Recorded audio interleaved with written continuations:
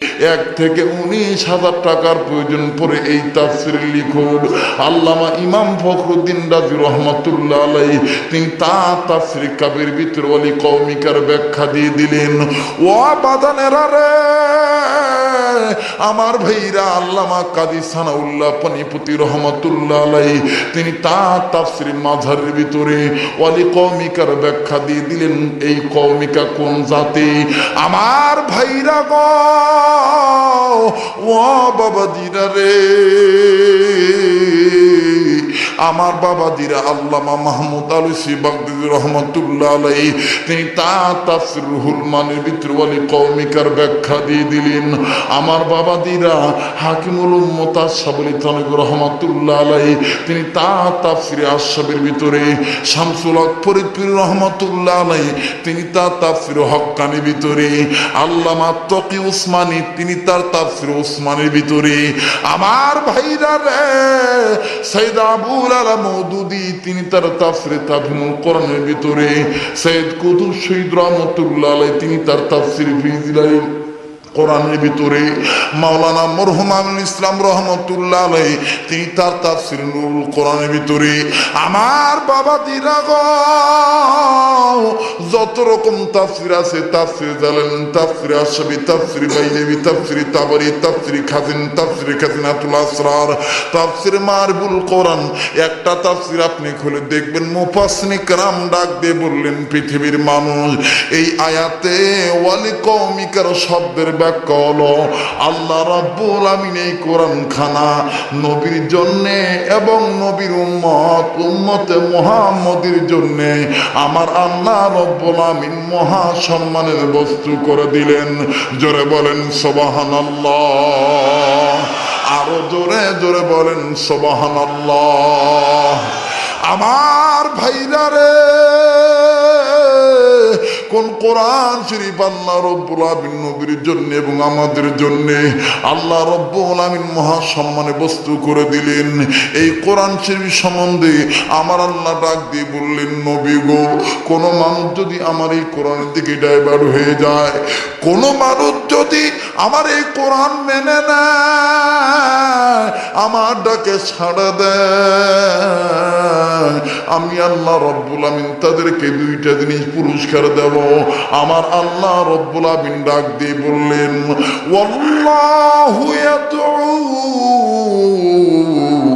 ইলাল জান্নাতি ওয়াল মাগফিরাতি বিইজনিহি ওয়া ইউবাইনু আয়াতি লিন্নাস।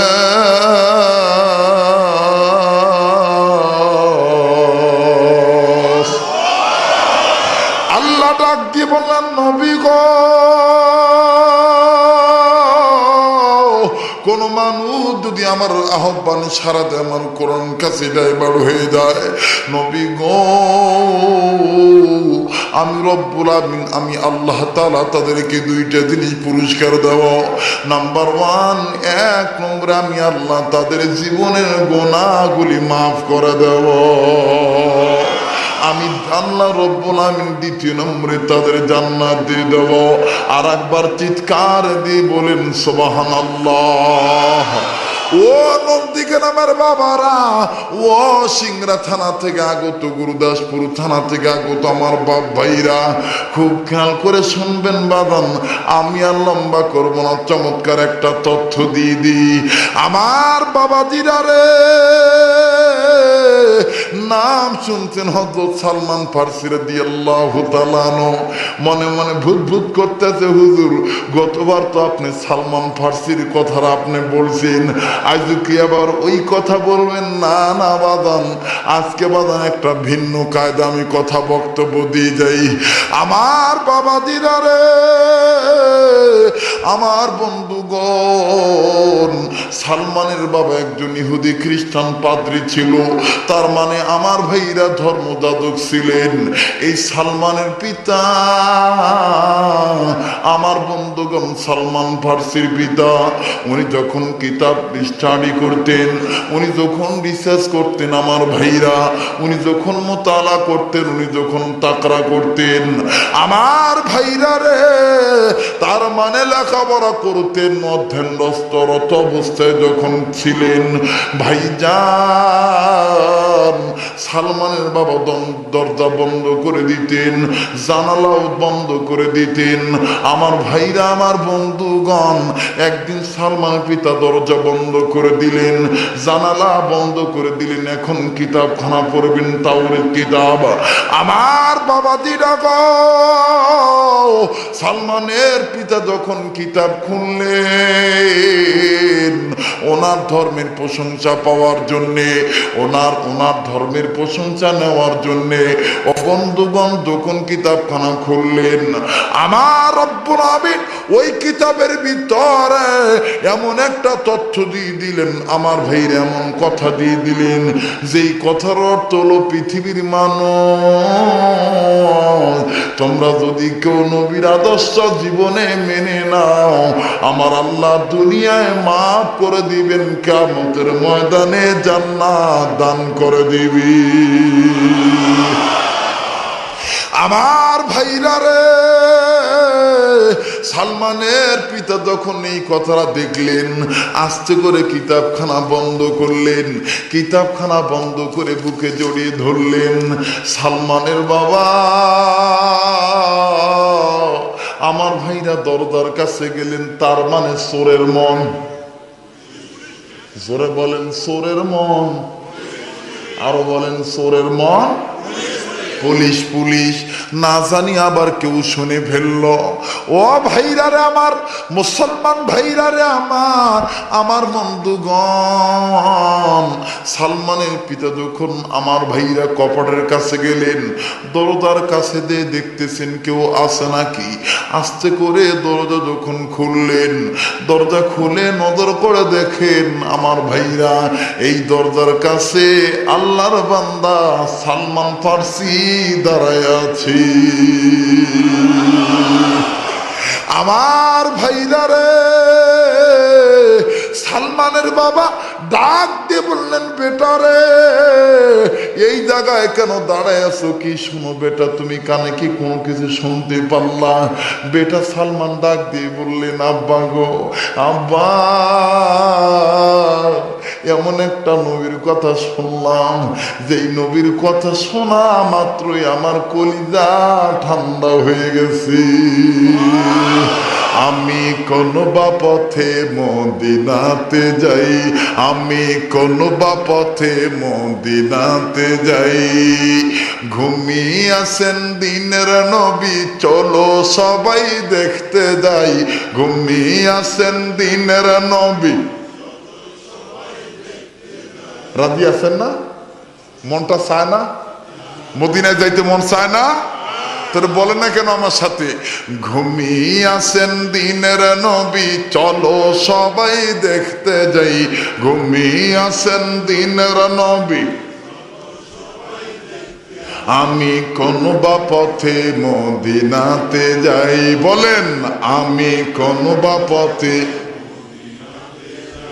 ঘুমিয়ে আছেন দিনের নবী, চলো সবাই দেখতে যাই, ঘুমিয়ে আছেন দিনের নবী, আমি কোন বা পথে মদিনাতে যাই। আল্লাহু আকবার। আমার বাবা দিরা গো, সালমান ফার্সি ডাক দিয়ে বললেন, আব্বা গো, নবীর নাম যখন আমি আমার কানে শুনলাম তখন কেমন জানি আমার কলিজা ঠান্ডা হয়ে গেল। সালমানের বাবা আস্তে করে সাদা আঙ্গুল বের করে এইরকম করে ঠোঁটের মাঝখান দিয়ে বললেন, বাবা খবরদার, করজোর অনুরোধ তোমার দরবারে করতে, খবরদার তুমি কাউকে বলো না।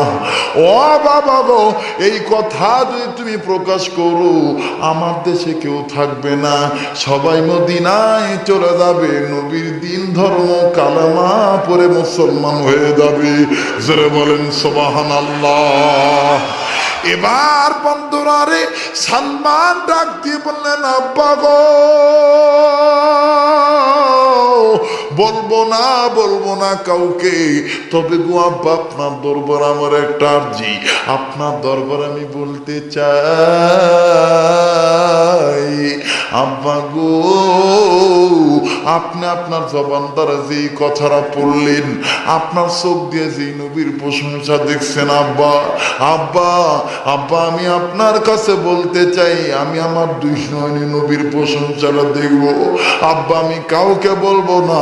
সালমানের বাবা ডাক দিয়ে বললেন, বাবা তখন তুমি স্বীকার করতেছো, আওরে বেটাও আমি তোমাকে দেখা দেই, আমি তোমাকে শোনা দেই। ওয়া বন্ধুরা রে, এইবার সালমান ফার্সি ঘরের ভিতরে ঢুকাইয়া আস্তে করে দরজা জানলা বন্ধ করে দিলেন। দরজা জানলা বন্ধ করে দিয়ে সালমানের বাবা বললেন, পড়ো বেটা, তুমি নজর করে দেখো।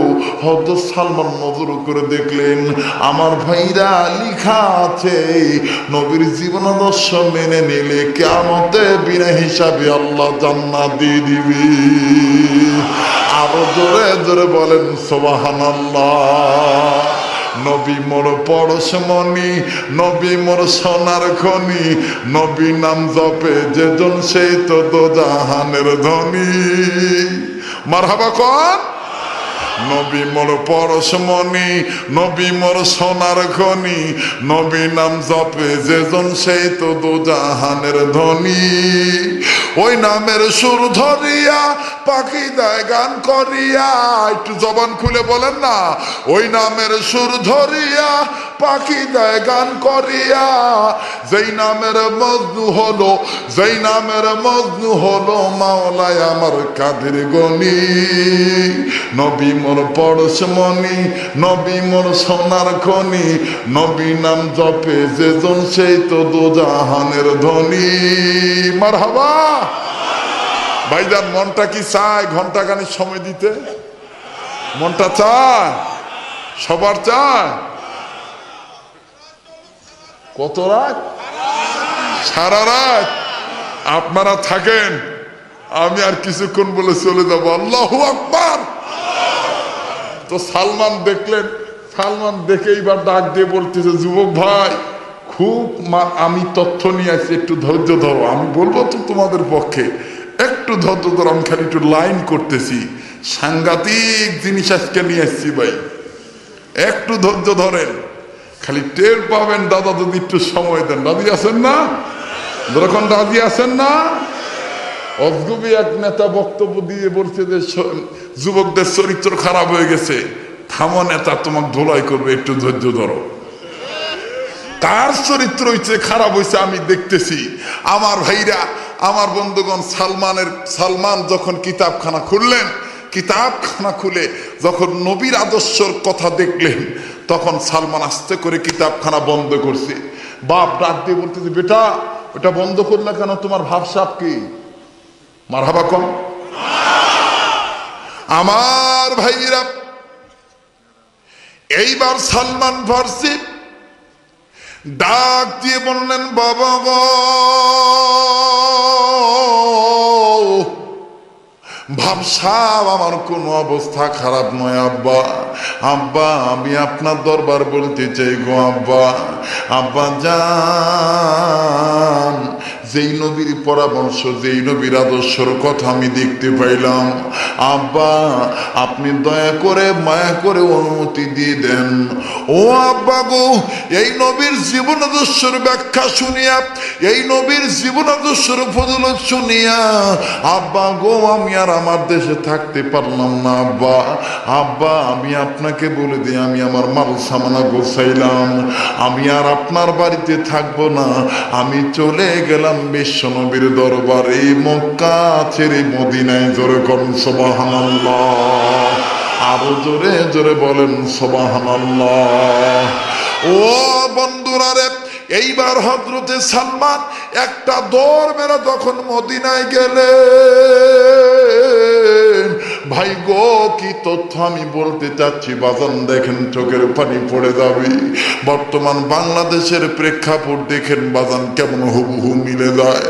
আরে আল্লাহর বান্দা সালমান ফার্সি যখন রওনা দিয়ে দিলেন, মদিনার বাউন্ডারিতে ঢুকে বললেন, ও বাজানেরা রে, মদিনার অলিগুলি হত সালমান ফার্সি চিনেন না। আমার ভাইরা, বিশ্বনবীর খাদেম আল্লাহর গোলাম সালমান ফার্সি একটা বাড়ির দুয়ারের কাছে দাঁড়ায় বললেন, আল্লাহ গো, আমি তো নবী কোথায় আছে, আমি তো নবীর পথ চিনি না, নবীকে তো আমি দেখতে পারবো না। ও মাবুদ গো, আমি এই বাড়িওয়ালাকে জিজ্ঞাসা করব, এই বাড়িওয়ালা আমাকে বলে দিবে, তাইলে আমি নবী দেখব। এইবার সালমান ফার্সি বাড়ির দরজায় দাঁড়াইয়া টক টক করে আওয়াজ দিয়ে বললেন, চাচা আমার দরজা খোলেন, আমি আমার মা ছেড়ে দিয়েছি, আমি আমার বাবা ছেড়ে দিয়েছি নবীর আদর্শ নেওয়ার জন্যে। ও চাচা গো, আমি আমার মার ধর্ম মানি না, আমি আমার বাবার ধর্ম মানি না, আমি আসছি আমার নবীর আদর্শ নেওয়ার জন্যে। ভাইজান সালমান ফার্সি যখন এই কথা বলল, আহারে কপাল খারাপ বলে দেখেন কেমন হইয়া যায়।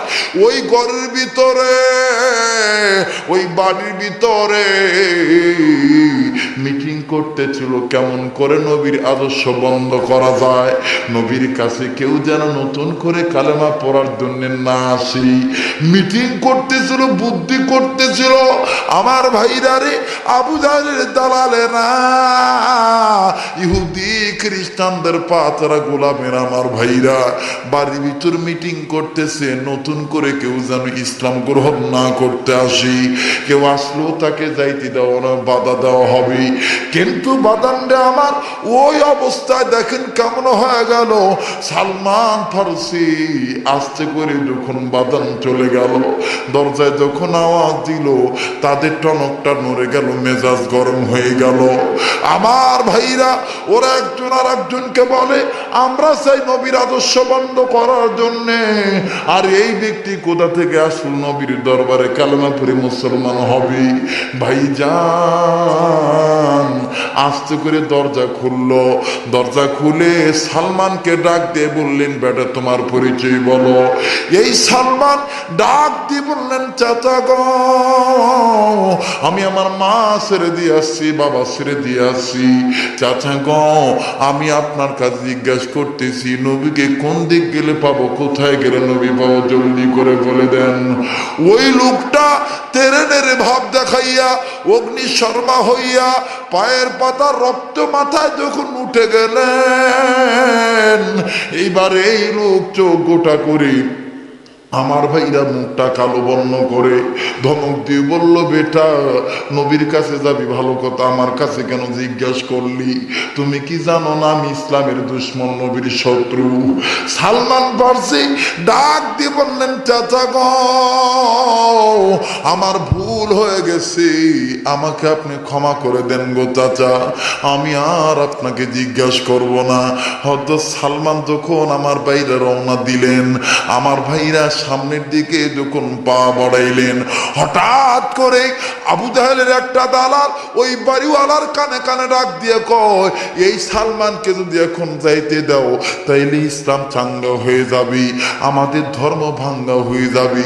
না না না, রণকৌশল, যে কোনো কৌশল দ্বারা তাকে আটকাও, যে কোনোভাবে হোক ইসলাম দমন করো, ইসলামের পথে বাধা প্রতিবন্ধকতা সৃষ্টি করো।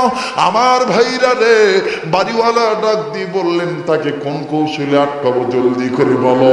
এই লোকটা ডাক দিয়ে বললেন, বড় ভাই, তুমি যদি আটকাইতে চাও, আমার কাছে বুদ্ধির অভাব নাই, আমি তোমাকে বলে দেই, এই সালমানের অপরাধ হলো নবীর কথা তোমার বাড়িতে জিজ্ঞাসা করলো কেন, আর জিজ্ঞাসা করলো তোমার অনুমতি নিয়ে দরজায় আওয়াজ দিল না কেন, বিনা অনুমতিতে কেন দরজা নাড়লো, এটাই তার মামলা, এটাই তার অপরাধ। এই অপরাধ দিয়ে তাকে তুমি কারাগারে ভর্তি করে দাও।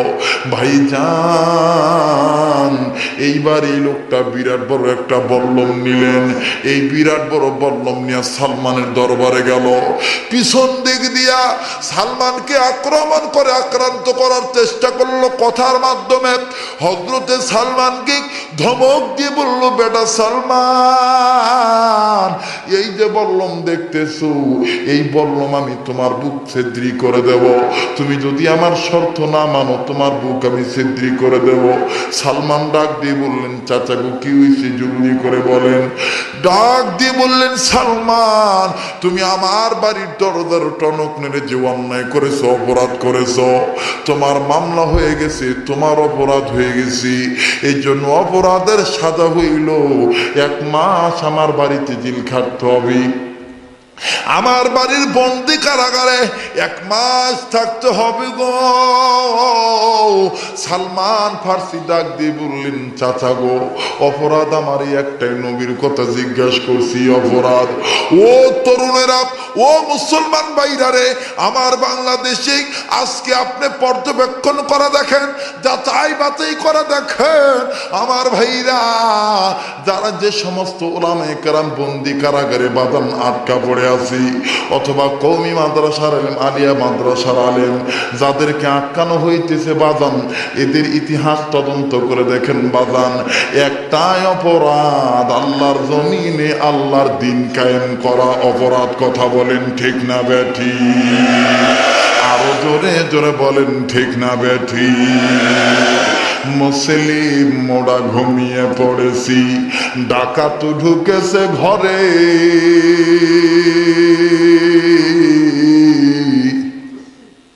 কথা বলেন ঠিক না বেঠি? মুসলিম মোড়া ঘুমিয়ে পড়েছি, ডাকাত ঢুকেছে ঘরে, বামপন্থীদের দালাল মোদের ইমান লুটে নিয়ে গেল, দেখি নাই খেয়াল করে। কথা কন, কথা কন। খালি দেখবেন কে কে উঠে পালায়, যেটা পালাবে মনে করবে ওই দলের লোক। ভাইজান, জীবনে দাওয়াত দেন আর না দেন, হক কথা বলতে রাজি আছি। শুনতে কি আপনার রাজি আছেন? যারা বলেন রাজি আছেন? কে কে রাজি আছেন 2 হাত তুলে আল্লাহকে দেখান। নারে তাকবীর, নারে তাকবীর, আল কোরআনের আলো, আল হাদিসের আলো, দুনিয়ার মুসলিম, নারে তাকবীর। হাত নামা আমার ভাইরা, আমরা কার গোলাম? জোরে বলেন কার গোলাম? সালমানের কারাগার কয় মাস? জোরে বলেন কয় মাস? 1 মাস। কয় মাস? 1 মাস। সালমান বলতেছে, চাচা আপনি আমাকে প্রাণে মাইরেন না চাচা। ও চাচা, আমি আপনার কথা মেনে নিলাম, আমি 1 মাস জেল খাটবো, কিন্তু চাচা গো, বাড়ি থেকে যে প্রমিস করে আসছি, যে শপথ করে আসছি, নবীর চেহারা না দেখে, নবীর হাতে হাত না রেখে, বায়াত গ্রহণ না করে, কালেমা না পড়ে যে আমি মরতে পারবো না চাচা। আমি বিনা দ্বিধায় নবীর প্রেমে 1 মাস জেল খাটবো, কিন্তু আমার জীবন আমি নবীকে না দেখে জীবন দিতে রাজি নাই। সুবহানাল্লাহ বলেন। আরো যেরকম সুবহানাল্লাহ। আমার বন্ধুরা, এবার সালমান 1 মাস যখন তাকে কারাগারে দিল, ভাইরা আমার, অনেক লম্বা কাহিনী লম্বা করব না, রাত্র গভীর হয়ে যায়, সংক্ষিপ্ত পরিষদে বলে দেই আমার ভাইরা, 1 মাস পর সালমানকে জামিন দেওয়া হবে। 10 দিন চলে গেল, 20 দিন চলে গেল, 25 দিন চলে গেল, 26 দিন চলে গেল, 27 দিন চলে গেল। 28 দিনের মাথায় সালমানের মালিক ডাক দিয়ে বলল, একজন আর একজনকে ডাক দিয়ে বলল, সিদ্ধান্তটা কি? এতদিন কারাগারে রাখার পরও দেখি সিদ্ধান্ত কি বলেছে। আমার বাইরা রে, এইবার মালিক 29 দিনের দিন ডাক দিয়ে বলল, বেটা সালমান, আগামী কালকে অথবা পরশু দিন তো তোমার জামিন হবে। সালমান অনাথের মতন, মিসকিনের মতন বাদন রে আমার। আহারে, বাবার আদর পাইছে, মায়ের আদর পাইছে, এখন বন্দি কারাগারে আটকা রাখছে। সালমান ডাক দিয়ে বললেন, চাচা গো, আমায় আপনি যখন ছেড়ে দিবেন, আমার যখন তালা আপনি খুলে দেখবেন, আমি দেরি করব না। ও চাচা গো, আমি একটা দৌড় মেরে বিশ্ব নবী মুহাম্মদের দরবারে যাব। আমার বাইরে ইহুদি ডাক দিয়ে বলল, না না, আমি তোমার এই সিদ্ধান্ত কোনোদিন উপনীত হতে দেব না, তোমার এই সিদ্ধান্ত তোমার কাছে কোনোদিন গ্রান্টেড হতে দেব না। সালমান, জোর যার মুল্লুক তার, একবার যখন খাঁচায় আটকাইছি, তুমি নবীর নাম না বলা পর্যন্ত তোমাকে আমি জামিন দেব না। ভাই গো, এইবার 1 মাস চলে গেল, আর একদিন যায়, 1 মাস 1 দিন পার হয়ে গেল। এলাকার লোকজন এসে ডাক দিয়ে বলে, কি ব্যাপার মালিক, আজকে তো সালমানকে জামিন দেওয়ার কথা, কেন জামিন দাও না? কি অপরাধ তার আবার হইল? ওই মালিক ডাক দিয়ে বলল, তোমরা জানো না, গতকালকে রাত্রে 12টার পরে তার বিরুদ্ধে নতুন করে মামলা হয়েছে। আমার ভাইরা, আমার বন্ধুগণ, আমাদের বাংলাদেশেও দেখবেন অনেক প্রকারের এরকম হামলা মামলা হয়। জামিনের কথা আমরা জানতে পারি, কিন্তু বাজান আবার রাত্র পোহাইতে না পোহাইতেই ঢাকা কেন্দ্রীয় কারাগার থেকে কেবলমাত্র 1 পা দিয়েছে, আর ভিতরে 1 পা রেখেছে। হাতটা টান দিয়ে ধরে বলে, স্যার, আপনার বিরুদ্ধে নতুন একটা অভিযোগ আসছে। তার মানে আগের ষড়যন্ত্র আর আমার ভাইরা ইসলামকে ধ্বংস করার বর্তমান ষড়যন্ত্র কিন্তু এক রকমের। কথা বলেন ঠিক না ব্যাঠি? আরো জোরে জোরে বলেন ঠিক না ব্যাঠি? মুসলিমরা ঘুমিয়ে পড়েছে, ডাকাত ঢুকেছে ঘরে, বামপন্থীরা মোদের ইমান কেড়ে নিয়ে গেল। দেখি নাই খেয়াল করে। কথা বলেন ঠিক না ব্যাঠি? দেখি নাই খেয়াল করে, বলেন না, দেখি নাই খেয়াল করে। মুসলিম মোড়া ঘুমিয়ে পড়েছে, ডাকাত ঢুকেছে ঘরে, ইহুদি খ্রিস্টানের দালাল মোদের ইমান লুটে নিয়ে গেল। দেখি নাই খেয়াল করি। ওরে ও মুসলমান, হরে আগুয়ান, ধরওয়াল কোরআন, ধরিলে কোরআন, বাড়িবে ঈমান, পাইবে সম্মান।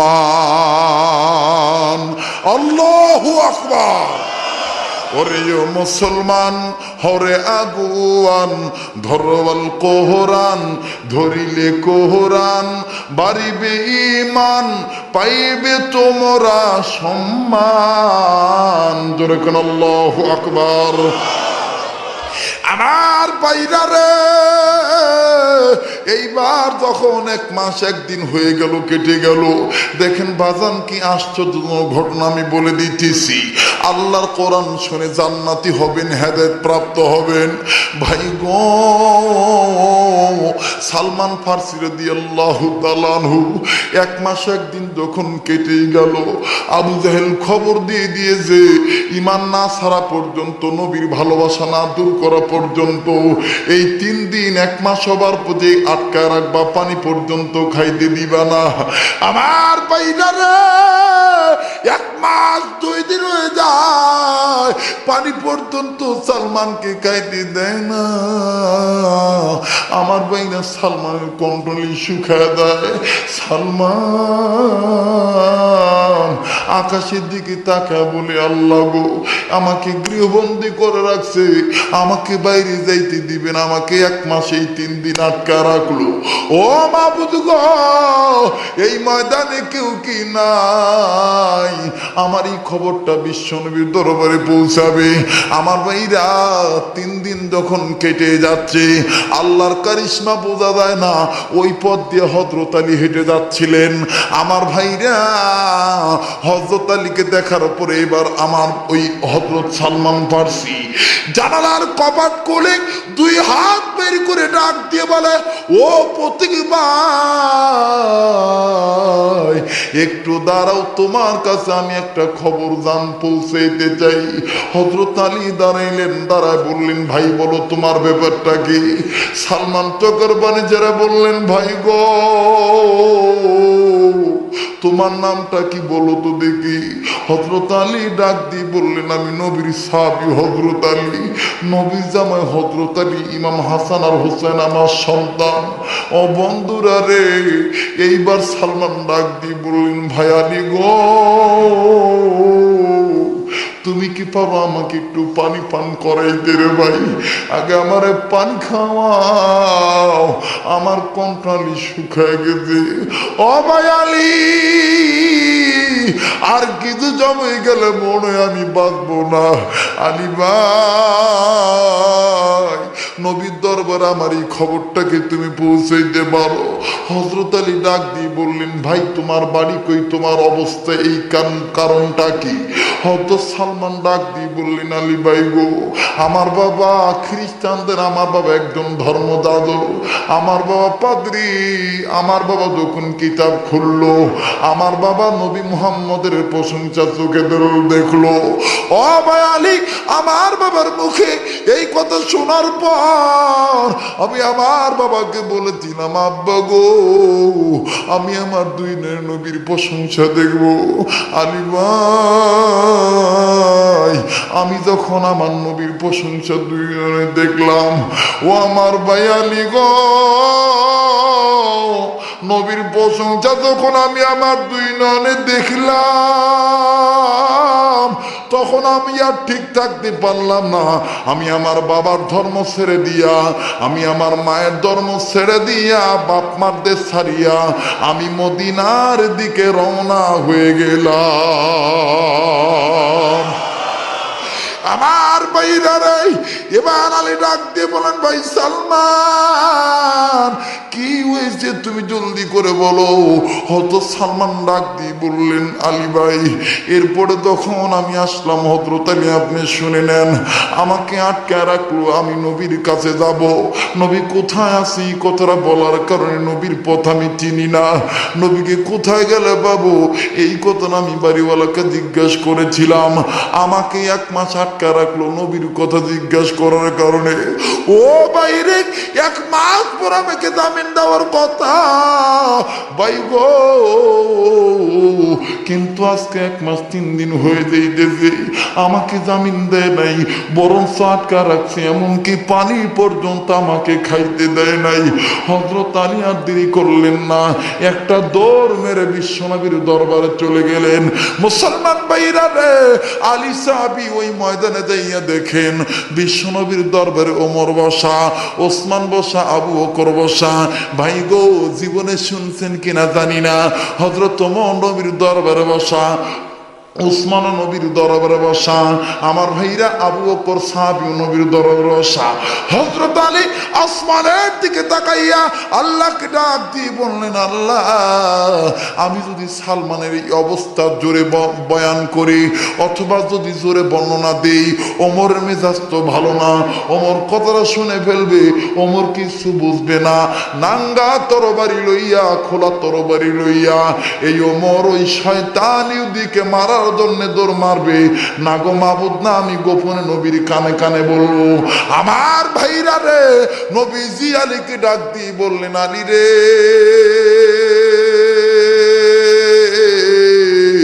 এই তো তুমি চলে গেলে, আবার কেন রিটার্ন আসলা? ব্যাপারটা কি? What is the return? আমার ভাইরা ব্যাপারটা কি? কোন কারণে তুমি আবার রিটার্ন আসলা? ও বন্ধুরা, রে হযরত আলী ডাক দিয়ে বললেন, নবী গো, ইয়া রাসূলুল্লাহ, ইয়া হাবিবাল্লাহ, আমি আপনার কাছে রিটার্ন আসছি একটা মারাত্মক কথা নিয়ে। নবী বললেন, কি কথা? জলদি করে বলো। আলী বললেন, নবী গো, আমি আপনার কানে কানে বলবো। ভাইজান, আলী সাহাবী যখন নবীর কানে কানে বলে, ওমর সাহাবী ওই জায়গা থেকে আল্লাহর দরবার ডাক দিয়ে কয়, আল্লাহ, আলীর চেহারা দেখে মনে হয় কোনো বিপদের কথা আছে। ও মাবুদ গো, তোমার দরবারে বলতে চাই, নবী আর আলী কি বলবে, তুমি দয়া করে মায়া করে আমার কানে পৌঁছাইয়া দিও। আল্লাহু আকবার, জোরে কোন। আল্লাহ পারে কিনা? জোরে কোন, পারে কিনা?